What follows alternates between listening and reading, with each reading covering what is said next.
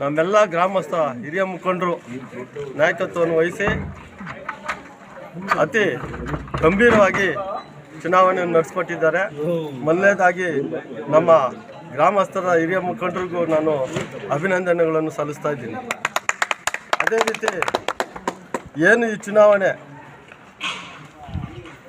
12 ಅಭ್ಯರ್ಥಿಗಳಿಗೆ ಚುನಾವಣೆ ಇದ್ದು 11 ಅಭ್ಯರ್ಥಿಗಳು ಅವಿರೋಧವಾಗಿ ಆಯ್ಕೆಯಾಗಿದ್ದಾರೆ. ಒಂದೇ ಒಂದು ಸಾಲಗಾರ ಅಲ್ಲದ ಕ್ಷೇತ್ರದ ಚುನಾವಣೆಯನ್ನು ನಡೆಸಿಕೊಟ್ಟಿದ್ದಾರೆ. ನಮ್ಮ ಅಭ್ಯರ್ಥಿ ಪರವಾಗಿ 5 ಮತಗಳಿಂದ ನಮ್ಮ ವಿರುದ್ಧ ಅಭ್ಯರ್ಥಿಗೆ 2 ಮತ ನೀಡಿದ್ದಾರೆ.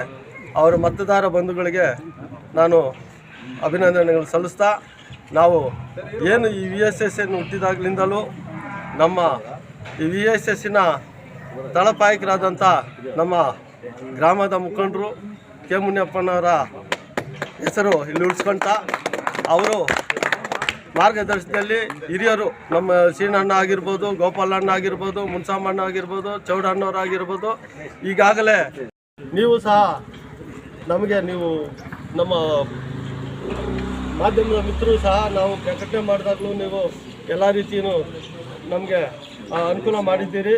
ಅವರೂ ಸಹ ನೀವು ಸಹ ನಮಗೆ ಪ್ರಕಟಣೆಗೆ ಒಂದುಗೂಡಿ ಮಾಡಿದ್ದೀರಿ. ನಿಮಗೂ ಸಹ ಅಭಿನಂದನೆಗಳು ಸಲ್ಲಿಸ್ತೀನಿ. ಅದೇ ರೀತಿ ನಮ್ಮ ಪೊಲೀಸ್ ಇಲಾಖೆಯವರು ಸಹ ನಮಗೆ ಇಲ್ಲಿ ಸಹಾಯ ಕೊಟ್ಟು ಇಲ್ಲಿ ಅತಿ ಉನ್ನತವಾಗಿ ಕೆಲಸ ಮಾಡಿ ಚುನಾವಣೆಯನ್ನು ಮುಗಿಸಿದ್ದಾರೆ. ಅವ್ರಿಗೂ ಸಹ ನಾವು ಸಹ ಅಭಿನಂದನೆಗಳು ಸಲ್ಲಿಸ್ತಾ, ಇಡೀ ನಮ್ಮ ಗ್ರಾಮಸ್ಥರು, ನಮ್ಮ ಹಿರಿಯ ಮುಖಂಡರು, ನಮ್ಮ ಕಿರಿಯ ಮುಖಂಡರುಗಳು ಎಲ್ಲರಿಗೂ ಈ ಚುನಾವಣೆಯನ್ನು ಆಯ್ಕೆ ಮಾಡಿದಂಥ ಎಲ್ಲ ಹಿರಿಯ ಮುಖಂಡರು, ಕಿರಿಯ ಮುಖಂಡರಿಗೂ ನಾವು ಅಭಿನಂದನೆ ಸಲ್ಲಿಸ್ತೀವಿ. ಅದೇ ರೀತಿ ನಮ್ಮ ನಾಯಕರಾದಂಥ ಸಂಸದರಾದಂಥ ಮಲ್ಲೇಶ್ ಬಾಬು ಅವರು ಈ ಊರಿನ ಮಾಜಿ ಅಂದರೆ ಹುಣಸನಹಳ್ಳಿ ಮಂಡಲ್ ಮಾಜಿ ಉಪ ಪ್ರಧಾನರಾಗಿದ್ದರು ನಮ್ಮ BP ಅಂಕುನಿಯಪ್ಪನವರು.